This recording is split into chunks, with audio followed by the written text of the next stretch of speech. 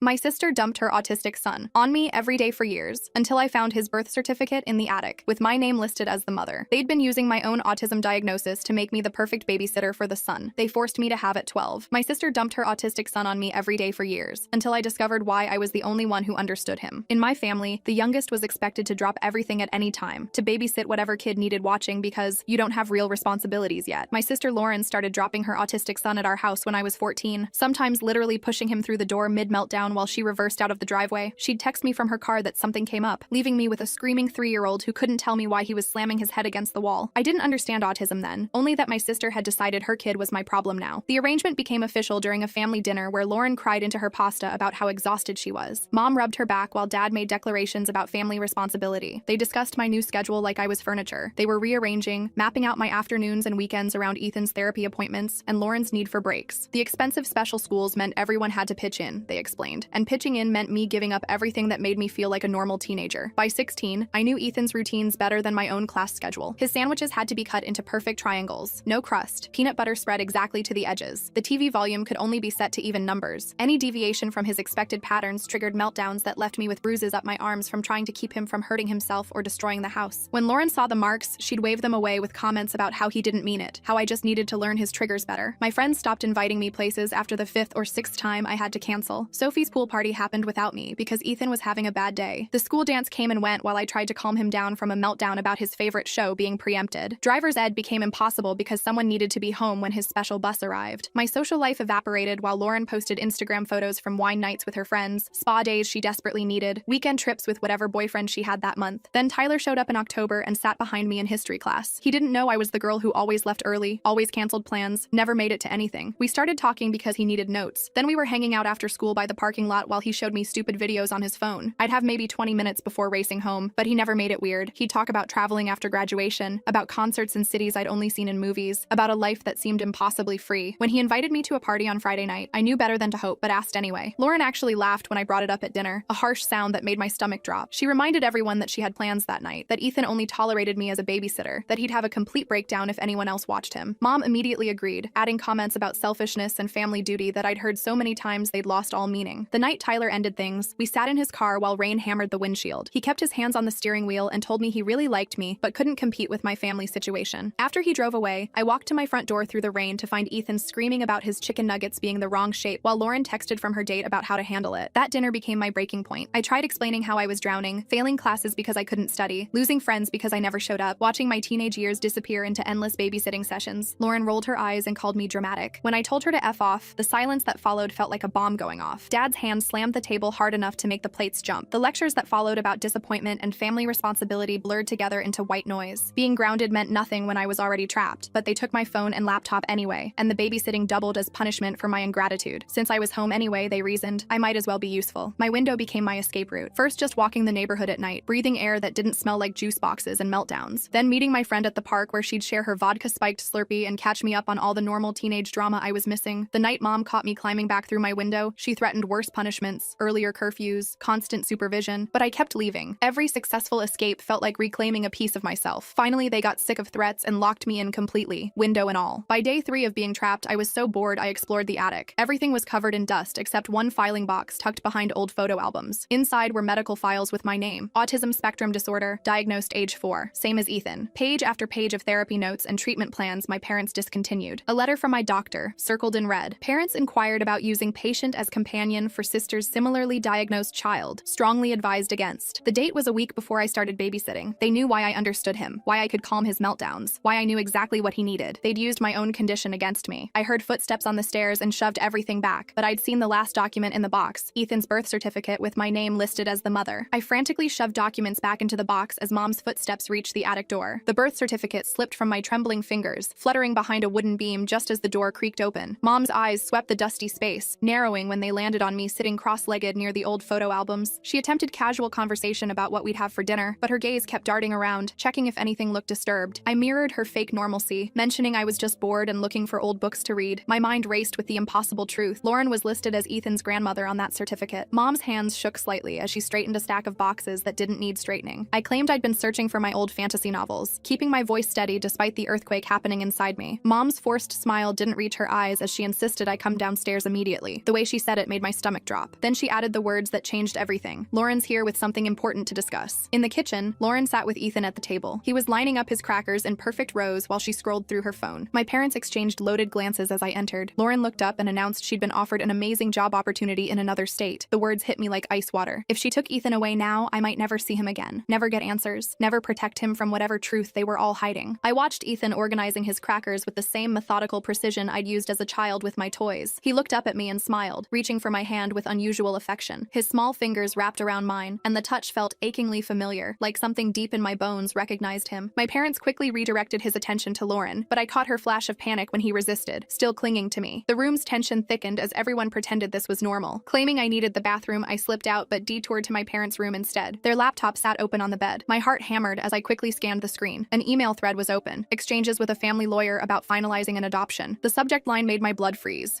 Ethan's adoption. Urgent timeline. The most recent message discussed court dates and necessary documentation. Dad's footsteps echoed in the hallway. I barely managed to close the laptop and step back before he appeared in the doorway. His expression hardened instantly. He knew I'd seen something. We stood there for a moment, him blocking the exit, me trying to look casual despite my racing pulse. He didn't say anything, just gestured for me to return to the kitchen. Back at dinner, my parents spun Lauren's move as a wonderful opportunity for everyone. Mom kept emphasizing how I'd finally have my freedom back, could focus on school, maybe even date again. Lauren avoided eye contact while cutting Ethan's sandwich into perfect triangles. The whole conversation felt rehearsed, like they'd practiced these lines. My phone buzzed. A text from Emma asking if I was okay. She'd driven by earlier and seen me in the attic window looking upset. Before I could respond, Mom confiscated my phone, citing the grounding rules they'd apparently decided still applied. That night, sleep was impossible. I retrieved the old digital camera I'd hidden months ago in my closet. Through my window, I could see Mom's reflection in the glass as she checked on me. Once her footsteps faded, I zoomed in on the reflection, trying to capture any detail from her glasses that might show that birth certificate page. After dozens of attempts, I managed to get a blurry but readable shot. The father's name section was blank, but everything else was clear. My name, my age when Ethan was born, the truth they'd tried to bury. The next morning, Ethan had a complete meltdown when Lauren tried explaining the move. He clung to me, repeatedly saying he wanted to stay with me, his words slurred but desperate. Lauren's carefully maintained mask slipped as she snapped at him to stop being difficult. The sharp edge in her voice made him cry harder. I held him while she stormed out to the porch, leaving me to calm the child who was apparently my son. At breakfast the following day, Mom cheerfully discussed all my future possibilities once I was free from babysitting duties. Dad mentioned a boarding school pamphlet that had conveniently arrived. They'd researched programs for troubled teens with special needs. The isolation tactic was obvious: ship me away before I could tell anyone the truth. I played along, asking questions about the programs while memorizing every detail I'd need to fight back. Later, while organizing my closet on Mom's orders, I found my old diary hidden behind a shoebox. Flipping through it, I discovered pages from an entire year had been carefully removed. The entries before showed typical 11-year-old concerns. The entries after were different: shaky handwriting, mentions of feeling sick, references to getting better from something never specified. The gap aligned perfectly with when Ethan would have been conceived. Lauren dropped Ethan off the next morning for what she called one last normal week. Her new boyfriend waited in the car, drumming on the steering wheel. She whispered urgently to Mom about keeping everything stable until the paperwork was done. They thought I was upstairs, but I heard every word from the hallway. Mom assured her it would all be handled by Friday. 3 days to figure out the truth and stop whatever they were planning. My parents scheduled an emergency therapy appointment, claiming concern about my recent behavior. The therapist seemed oddly focused on my false memories and attention-seeking behaviors. I love how Mom's trying to sell the whole "you'll have your freedom back" thing like she's a used car salesman, while our OP is sitting there with evidence that would make Sherlock Holmes proud. Can we also talk about Dad just standing in that doorway like some kind of hallway bouncer? The man didn't even need words, just pure dad energy blocking the exit. She kept steering the conversation toward my autism diagnosis, how it might make me confused about reality. When I mentioned the documents I'd found, she dismissed them as misunderstandings. She'd been treating our family for years, she said, including sessions I didn't remember. The realization that they'd been laying groundwork for this gaslighting made me physically sick. During Ethan's afternoon nap, I slipped out of the house. The library was only a 15-minute walk. Mrs. Chen, who'd known me since childhood, looked surprised to see me. She commented on how I'd disappeared for a while when I was 12, how my family had suddenly stopped attending library programs. When I asked about 2019 events, she pulled up the old newspaper archives. In a group photo from a summer reading program, she pointed to where I should have been standing. The space was empty. I'd been erased from public life for months. Back home, Ethan's behavioral therapist mentioned to my parents that he kept talking about having 2 moms, suggesting confusion about family structure. Mom quickly insisted it was just his autism causing confusion, that he mixed up caregivers. The therapist seemed unconvinced but didn't push. I watched from the doorway as she made notes, probably documenting the inconsistencies she was noticing. That evening, I studied Ethan's features carefully while helping him with his puzzle. The shape of his nose, the way his hair curled at the temples, the specific shade of brown in his eyes, all mirrors of my childhood photos. How had I never seen it before? Or had I always known on some level, some deep instinct that made me understand him in ways no one else could? Emma's older sister Jade texted me privately that night. She was in college now, but remembered remembered when I'd gone to stay with relatives during 8th grade. She'd always wondered why I came back so different, so quiet. Her parents had told her I'd needed specialized treatment for behavioral issues, but she'd never believed it. She mentioned how hollow I'd looked when I returned, how my parents had hovered over me constantly for months afterward. I convinced Jade to meet me at the park during Ethan's therapy appointment. She revealed more details, how my parents had told everyone I was struggling with my autism, needed intensive treatment, how Lauren had supposedly been away at college but came back with a baby right around the same time I returned, how the timeline had never quite added up, but no one questioned grieving parents dealing with a difficult situation. Lauren arrived early to pick up Ethan that day, catching me showing him our old photo albums. She yanked them away, but not before I saw it. A photo of me holding newborn Ethan that had been crudely cut out, leaving a person-shaped hole in the family memory. Her face went white when she realized what I'd seen. We stared at each other across the living room, the truth hanging between us like a blade. That night, Ethan's crying woke the entire house. My parents sent me to calm him, as always. He clung to me in the dark, whispering through his tears. Lauren had told him I wasn't really his mom, but he knew better. He knew I was the one who really cared about him most. His words, slurred but certain, broke something inside me. I held him until he fell asleep, planning my next move. The farewell dinner announcement came 2 days later. Mom's voice carried forced cheer as she explained they were inviting extended family and close friends to wish Lauren well on her new adventure. I recognized the strategy immediately. Surround themselves with witnesses who'd support their version of events. The guest list read like a roster of everyone who might take my side if they knew the truth. I spent hours in my room writing down every fragment of memory from ages 11 and 12. Certain smells triggered visceral reactions I couldn't explain. Antiseptic hospital corridors, the specific brand of prenatal vitamins Mom used to take. Thunder still made me curl into myself, though I couldn't remember why. The gaps in my memory aligned perfectly with Ethan's conception timeline, a 9-month void where my childhood had been erased. Uncle Marcus arrived early to help with dinner preparations. He found me in the kitchen arranging vegetables and mentioned privately how he'd never understood why my parents sent me away that year. His confession hit me like a physical blow. I'd begged him for help before leaving, terrified of something I couldn't name. My parents had insisted it was autism-related paranoia, that I needed specialized treatment for my own good. When I pressed for more details, Marcus reluctantly admitted I'd seemed terrified of someone specific, but wouldn't say who. His own son had autism, and he'd never seen the behaviors my parents described in me. The doubt in his eyes told me he'd always suspected something wasn't right, but had chosen family loyalty over uncomfortable questions. Alone in my room, I sketched timeline fragments on notebook pages I kept hidden behind my dresser. Medical appointments Mom claimed were for specialized autism treatment aligned with pregnancy checkpoints, first trimester screening, anatomy scans, glucose tests. Each therapy session matched a prenatal milestone. The evidence accumulated like puzzle pieces, forming a picture I'd been trained not to see. The dinner arrived with a parade of relatives and family friends. I attempted to pull Aunt Sarah aside to mention the documents I'd found, but she dismissed my concerns immediately. Parents always did what was best, she insisted, suggesting I needed more therapy to deal with my confusion. Her patronizing tone made it clear she'd already been briefed on my supposed delusions. Emma arrived uninvited halfway through dinner, claiming she was worried about me. Her unexpected presence disrupted my parents' carefully orchestrated performance. She mentioned casually how different I'd been after returning from my treatment, how I'd gone from outgoing to withdrawn overnight. Other guests began shifting uncomfortably as her observations didn't match the narrative they'd been fed. Using Ethan's bedtime routine as cover, I excused myself and slipped into Lauren's room. Her suitcase lay open on the bed, half-packed for a move that might never happen. Buried beneath folded clothes, I found adoption papers with a court date set for next week. The timeline was accelerating. Once finalized, I'd have no legal claim to my own child regardless of what evidence I found. Mrs. Patterson from next door cornered me in the hallway as I returned downstairs. She'd been drinking wine and felt chatty, reminiscing about when I'd returned from my aunt's house with baby Ethan. The story had always confused her, my parents claiming Lauren had him while away at college. Then suddenly I was his primary caregiver. She remembered how devoted I'd been to the baby, like a little mother, before the family narrative shifted to make Lauren the mom. I maintained composure while she rambled about how several neighbors had noticed the switch, but assumed it was a private family matter. Her casual observations confirmed what I'd suspected. The deception had been sloppy, held together only by people's reluctance to ask uncomfortable questions. The adoption deadline loomed, creating urgency that made my hands shake. Legal channels would require proof and time I didn't have. After the guests left, I confronted Lauren in the garage while she loaded leftover food into the freezer. The mask she'd worn all evening cracked when I demanded the truth. She admitted it had been better this way, that I couldn't have handled it at 12 years old. Her voice broke as she insisted they'd protected me from something that would have ruined my life more than it already had. The revelation hung between us as she explained how our parents had paid for her college, her car, now this job placement, all to maintain the lie. She claimed she'd been protecting me, but her hands shook violently when she mentioned him. Before I could demand who he was, Dad appeared in the doorway, his expression dark with warning. He escorted Lauren inside while making it clear that false accusations destroy families. Back inside, I overheard several family friends quietly discussing my concerning behavior in the living room. Mom tearfully suggested my autism made me create elaborate fantasies to cope with feeling replaced by Ethan. The gaslighting campaign had begun in earnest, each person being fed a slightly different version of my supposed instability. The next morning, I discovered Grandma's old journal while searching for more evidence in the attic. Her careful handwriting documented increasing concerns about a family friend who paid inappropriate